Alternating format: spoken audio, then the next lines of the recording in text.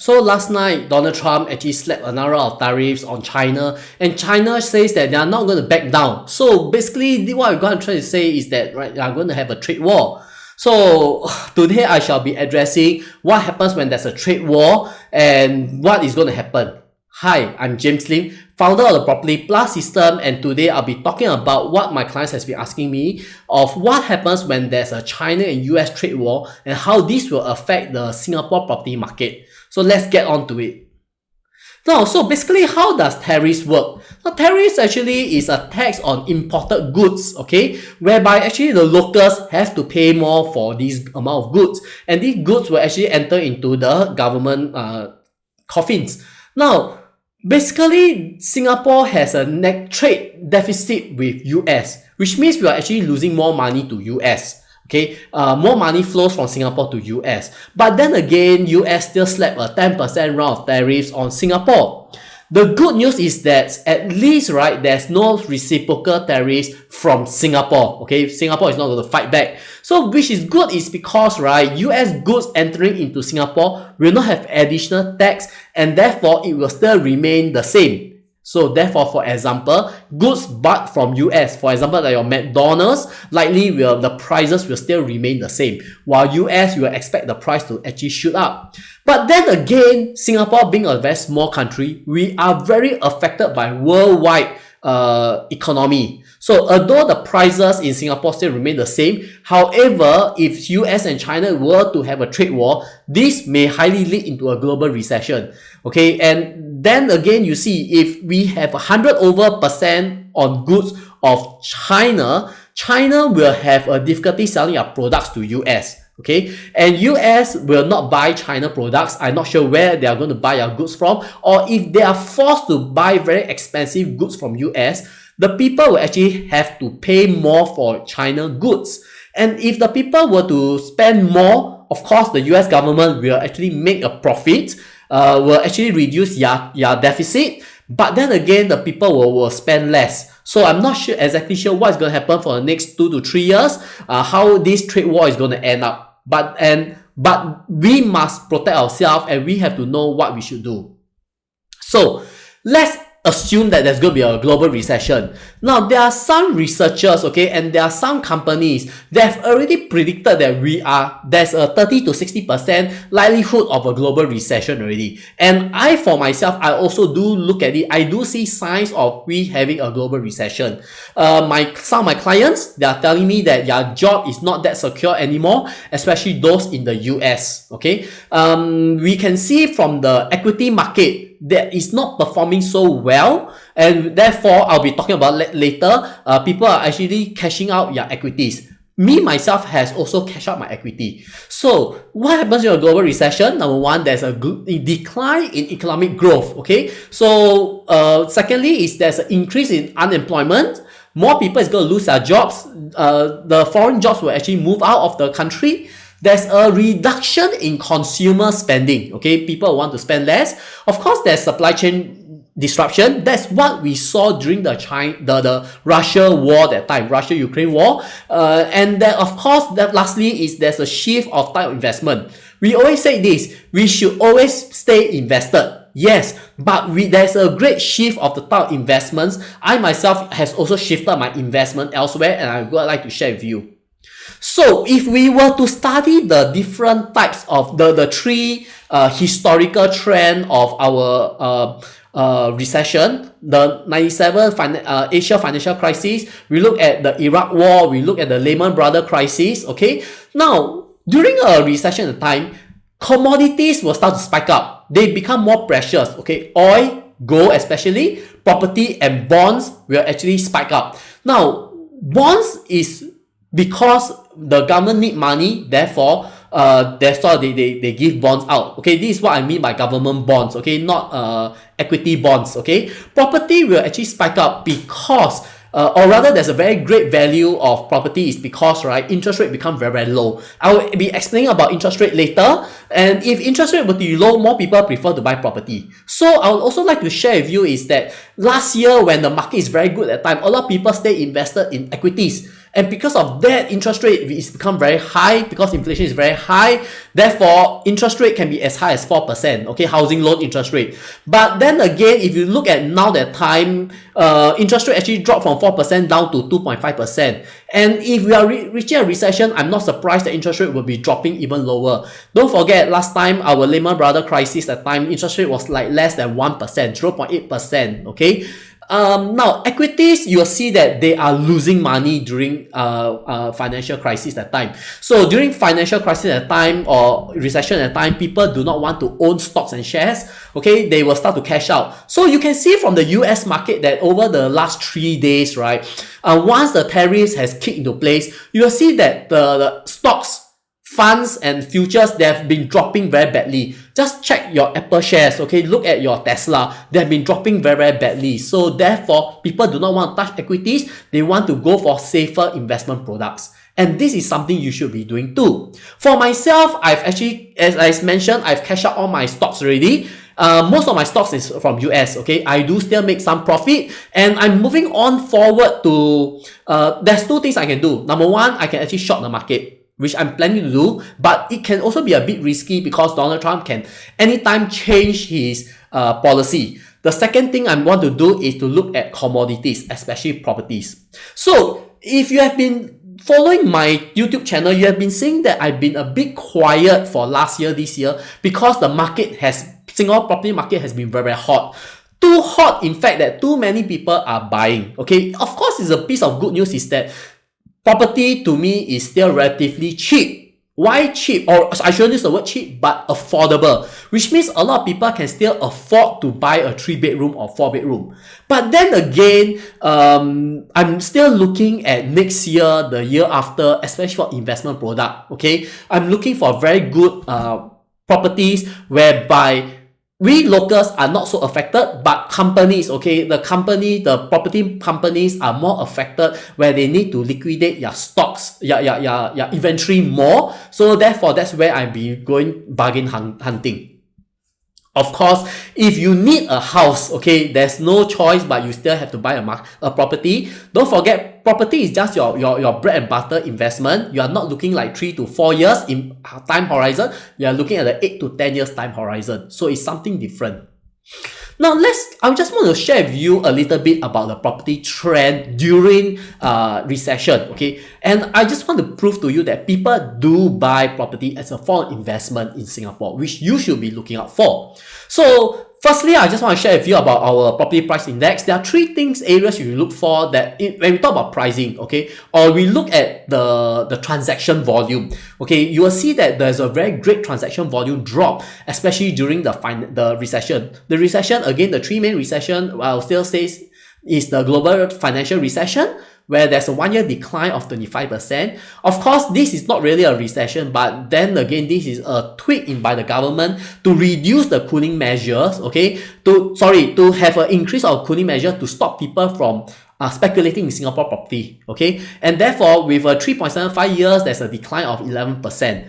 Now, then again, in 2016, hey, there's nothing happened in 2016. But then again, people have been waiting too long since 2013. Wait 3 years already, the government is still not tweaking any measure, and they need to buy property and they can't wait. That's where the property start to go up. Okay, and of course, lastly, is during a COVID period, there's a very short period of time where the property market crashed, okay, but it spiked up very, very fast. So of course, it lost, the 15%, and then it spiked up very fast, and of course, it recovered very, very fast. So, but what important I show you is that let's look at 1 and 2 bedrooms, because 1 and 2 bedrooms are actually meant more for people who want to buy for investment. Okay, so you'll see that this is a spike from the financial crisis. Now, same for 3-4 bedrooms is also the same, but I just want you to see the global trend. I'm not looking at the pricing. I'm looking more in terms of the transaction volume, what people are buying. So you can see that the trend, the delta is bigger, okay? There's more people buying and then there's more people selling, and there's more people holding on to it, and then the trend is very, very you can see very jagged. Okay, every time during COVID at time, there's a huge people buying a lot of 1-2 bedrooms, and then after that there are actually less people over here who wants to buy 1-2 bedrooms. Let's look at 3 to 4 bedrooms. Now, of course, again, I said at the beginning, at the financial crisis, suddenly there's a spike in which people want to buy property. But you can see overall 3 to 4 bedrooms are very gentle. Okay. Because why? 3 bedrooms onwards are more for people who want to buy for own stay. So the market is much more quiet, much more subdued, okay, much more controlled. 1 and 2 bedroom, if I have to show you just now, you will see is more jagged, okay, where people like to speculate in property investment, especially during a recession. That's what I mean by people do buy property as a form of investment. So I can also tell you that, okay, this is a phenomenon. Okay, if you have been looking at the new launches last year and this year, you can see that there's a lot of new launches coming out this year, and you can see that the show floor is all fully packed. We read the news on the first day, always 95%, 99% of the units on hand has been sold on the first day. Which makes me very, I won't say puzzled, but a point to note is that people do buy 3, 4, 5 bedrooms on the first day of launch, which is not normally the case as compared to last year. So last time, for 1 and 2 bedrooms, people will actually snap out the 1 and 2 bedrooms first, and then slowly the 3, 4, 5 bedrooms will slowly take time to sell. But right now, in these 2 years, is the opposite trend. 3 and 4 bedrooms are the first to clear out first. Then in the end, when we talk about 99%, what is left is actually the 1 bedroom, which means now people are actually buying for own stay and not so much for investment. And I do see a very huge different trend when we are looking on next year onwards. So looking at back to my investment slide, okay, what people are buying, I predict next year onwards, people will likely cash out their equities. They will take their money out, and they will go to safer form of investment, especially into Singapore property. And when they buy property at a time, they will be shifting, no longer looking at 3 bedrooms anymore. They are looking at a 1, 2 bedroom mainly for investment. So the spike, the change we will be going back to our 2015 to 2018 timeline, where 1 and 2 bedrooms will be more in demand as compared to the 3 and 4 bedrooms. So that is why I am preparing, buying 1 and 2 bedrooms as a form of investment as compared to stocks and shares. So when I buy this at time, after 3 years at time, when there's a demand of people want to buy the 1 and 2 bedrooms, I will have an advantage that there is a very strong demand of my property that they want to buy from me, okay, as a form of investment. So my last slide is this: is Singapore prepared? Okay, I am very confident in our Singapore government. Okay, in order for Singapore to be prepared, right, there need to have a lot of government actions. Now, if you have studied economy at the time, right, how do we help a recession is by 2 methods. Okay, first is fiscal stimulus. Government has to pump money into the country. So, is Singapore government going to pump money into our country? Yes, just look at our new 2025 URA master plan. Okay, there's a lot of changes that the government intend to do into the Singapore infrastructure. Share with you, they are shifting Paya Lebar Air Base. There's new townships like Tampines North. There's new township like in Tengah. They are going to build more infrastructure there. There's going to be the Cross Island MRT line building all the way to 2030. Okay, there's the Jurong MRT line. The Thomson East Coast line is still in development phase, and of course they are completing it. They are going to finish the Circle Line. The whole southern waterfront, the port is from Tanjong Pagar is going to shift all the way to Tuas, and they are going to develop the entire southern waterfront. Okay, so government need to spend money, and in order for government to spend all this money, they need money themselves. That is why, although I don't like it, but I do understand that is the reason why they increased the GST by 1% more. Okay, and if the Singapore government was to spend money in the construction industry, the construction industry definitely will borrow money from the bank, and therefore it will lead into improvement of the banking sector, and this in a way will stimulate in economy. Okay. So what I just want to say is that although Singapore is a small country, we will not be able to avoid a global recession. Okay, because we are not self-sustained, we are very dependent on other countries, but we have the ability to bounce back up very, very fast. Okay, so that is the only benefit I'm looking at. So I don't look at we going to have a very long, recession.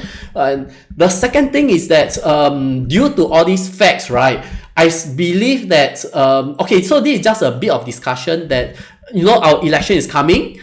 Before all this trade war, I always believe that our opposition will have a very strong foothold, in the parliament. They are going to continue holding on to Sengkang. They may even win Punggol.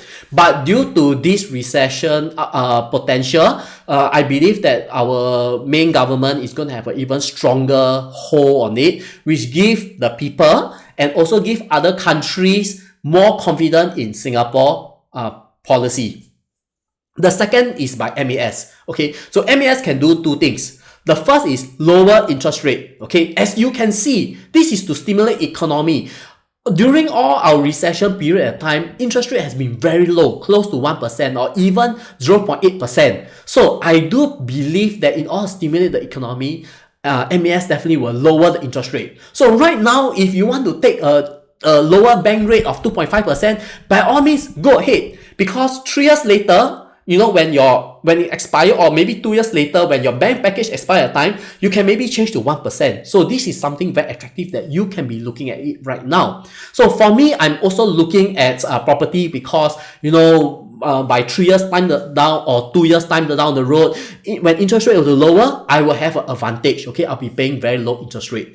Now, the second thing is quantitative easing, or rather printing money. So this happens recently during the COVID period, especially US, they print a lot of money, quantitative easing to help the business. So I don't look at this as a practical solution. The main reason is because if you print money, you'll have an inflation. Having an inflation will lead to increase of interest rate, and that is why our interest rate hit 4%. So this is not something that MAS may look at. They will look at is lower of interest rate. So there you have it. This is actually my take, or this is my research that I've done over a period of these 2 weeks, in which what is going to happen for the next 1 to 2 years. Okay, by all means, I will still go back to my slide, this investment slide, that you need to know, okay, what to invest in. Okay, stay out of equities right now. Of course, potentially if we did not have a recession, I will tell you, don't buy property already. Go and put into equity if the market start to shoot up. Okay, but it doesn't seem to be like it. Okay, so you will see that again, I just want to repeat that last year I've been very, very, very quiet in the property market scene. I've been telling my investors, hey, don't touch Singapore property. You should be looking at equities instead. But right now, I'm going to tell you that now it's just a wait and see approach. Okay, I'm not asking you to buy now. You may look end of the year. Do approach me and ask me for my consultation of when you should be entering into Singapore property market. Okay, and that's all I have for you. If you like this video or you agree with me, please give a thumbs up button and do subscribe, because it helps in the YouTube algorithm for me to reach out to more people. And if you do have any questions, please feel free to put in the comment section below. So that's all I have it for you. Thank you so long, and bye.